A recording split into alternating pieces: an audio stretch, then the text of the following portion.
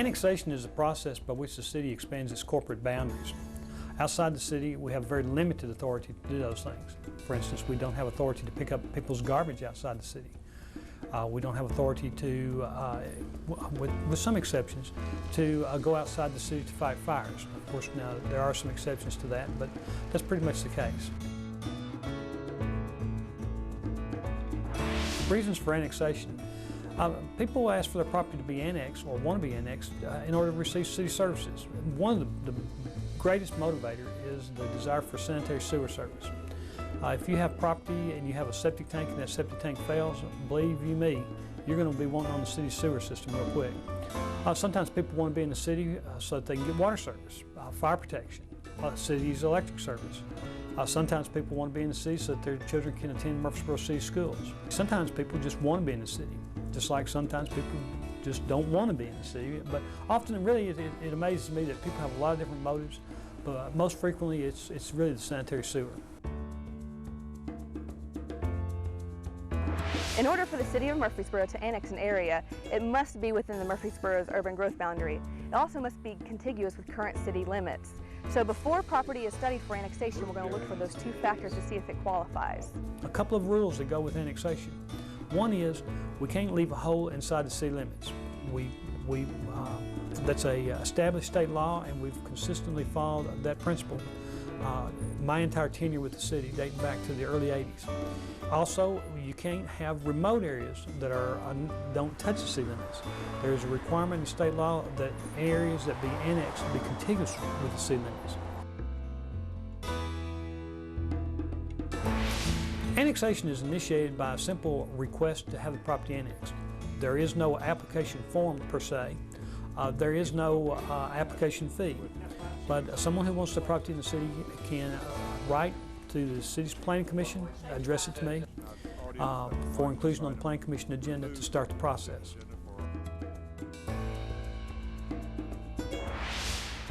When the city considers annexing a property, we have to prepare a plan of service according to state law. To prepare a plan of services, it takes approximately a month. It can take a shorter amount of time. We have established relationships with some of the department heads and service providers, so typically what I do is I send a memo out to these department heads and I ask them to look at the area, to study it, to see what services they can provide, and to give me a time frame for when they can provide them. Accompanied with that plan of services, we also prepare a feasibility study which provides additional information about the property, because it's important to us to know what we can provide and when we can provide it. We also look at the street and road network that surrounds that property to see if it's something that the annexation will negatively affect or positively affect, and we also see if that's something that our street department can maintain. When a new annexation comes into the city, what we look at is the surrounding roadways that are present in that area. We specifically look at interconnectivity between the subdivisions. If there's a new subdivision that is going to be going in, we want to make sure that there is proper connection to that subdivision. We like to have at least 2 or 3 entrances to the subdivision. We do not want it to be a situation where there's only one entrance, one way in and one way out. In case of an emergency, there will be problems going in and out of that subdivision. We want to make sure that that city street is wide enough to accommodate three lanes as you come to the major intersection, a left lane, a through lane, and a right lane. Often when annexation is initiated, it's done by somebody who has an interest in the property. Often it's an investment, it's for development purposes. And sometimes it involves people who may not want to be annexed. And that causes a lot of anxiety for them. There's a lot of uncertainty. When they made their decision to purchase the property that they reside in, they may have been remote from the city. The prospect of change causes them to have a lot of anxiety about what's going on. So often we will endeavor to have neighborhood meetings. We will post things on the internet. We will try to receive calls to explain to people what's going on. And those neighborhood meetings are effective because we have them on a local level. We have them somewhere within the vicinity of the area that's being studied, and it's in a location which all the residents would know. It provides them an opportunity to come to meet staff and look at the plans that are proposed and to formulate an opinion before the actual public hearing. At the public hearing, you get an opportunity whether to speak either for or against the annexation, but we want to make sure the neighborhood meetings provide them an opportunity to get the information, to be well informed before they make their decision. We require the engineers to actually study and perform a warrants analysis, a signal warrants analysis to determine if traffic signals are warranted for that proposed site or their entrance. The signal warrants consist of 8 warrants.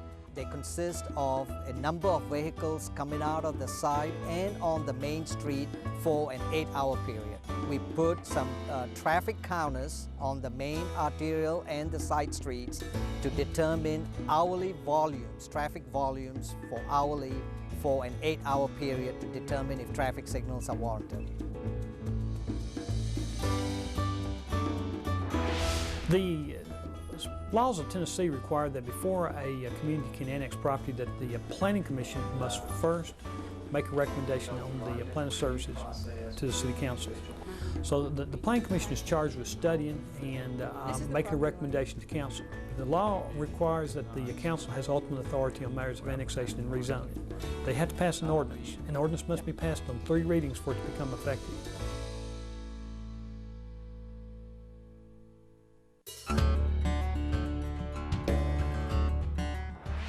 The zoning is a tool that's used by the cities to regulate how land is used.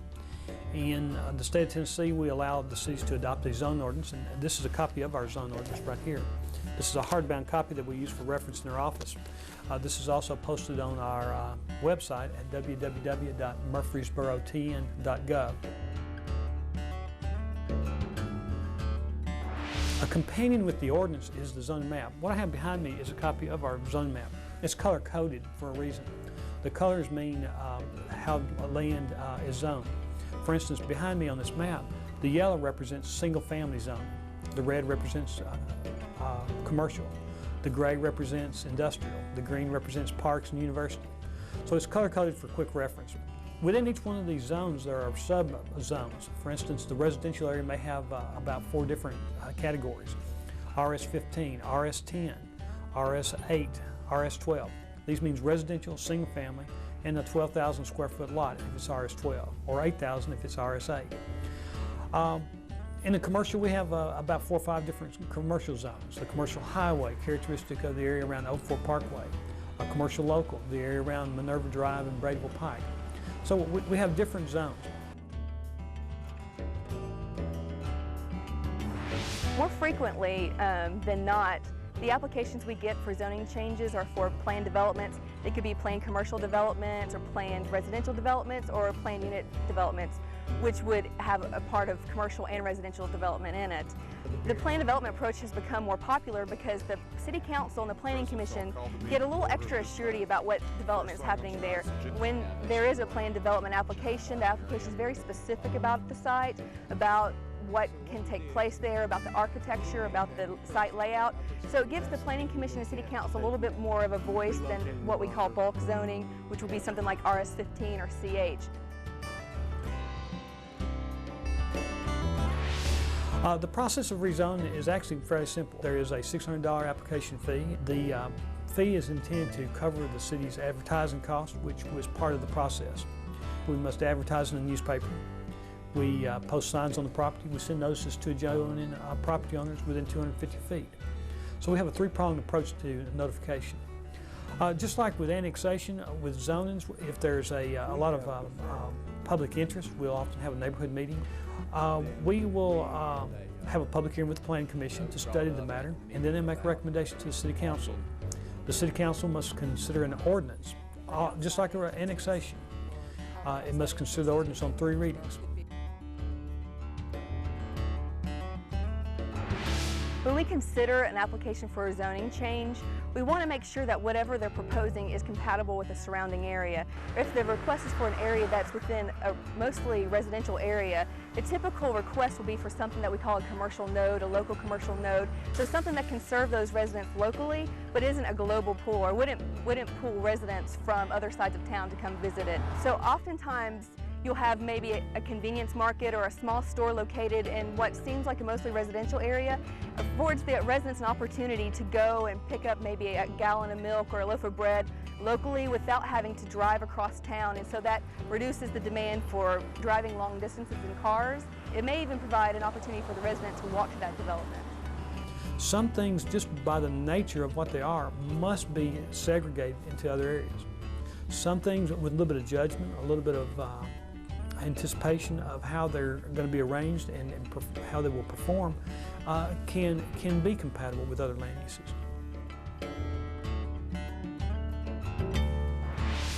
Yeah, it will affect the traffic. Say if it goes from a residential to a commercial, then there's going to be more traffic on the roadway system, so we do look at them at a different aspects of it.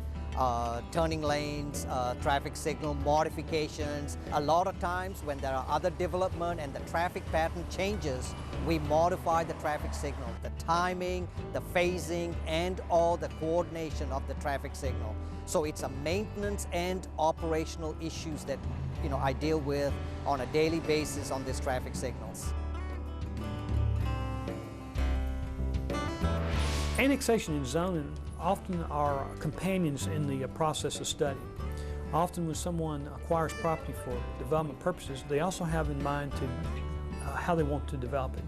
Often the first public hearing will be the matter of annexation, and then followed right on its heels on the same agenda will be the matter of zoning.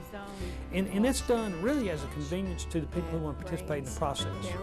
The adjacent property owners who may be looking at coming through to several meetings, instead of stringing this out over 6 months and having 8 meetings, we will reduce it down to the 120 days and 4 meetings, so that they can participate more effectively without having to come and go and come and go. Because often the issue for people is not really whether or not it's in the city, it's how it's going to be used. Often a well thought out plan is well received. If someone who is intending to develop property is paying attention to the city's policies, is trying to find something that is very compatible with the neighborhood, they usually get through the process pretty good.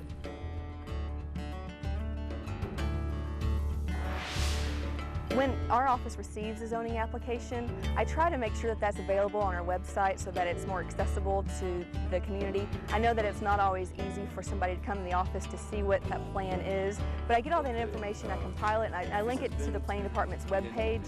I think that that's useful for residents in the community who may not be able to make it to our office.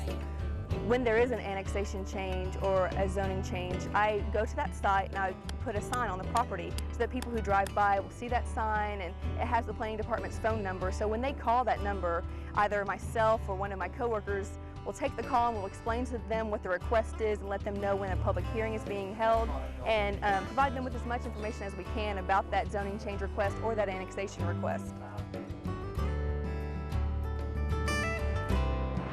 We encourage people to contact our office or check our website, www.murfreesborotn.gov. Look under the section dealing with the Plan Commission and the Plan staff. Lots of times people have questions, they don't know where to go. Well, that is a wonderful tool. The internet, we have a lot of information on it, our zoning map, our zone ordinance, and other publications. And feel free to send us emails. We will, it's our effort to respond to people's emails the next day. If you receive it in the morning, I try to get it out that day. Sometimes research is involved, and if that's the case, it may take a little bit longer, but we try to respond promptly. You can call us at our office. That would be 893-6441. You can email us. You can send us letters. Either way, we're here and would like to be able to help you if you have questions.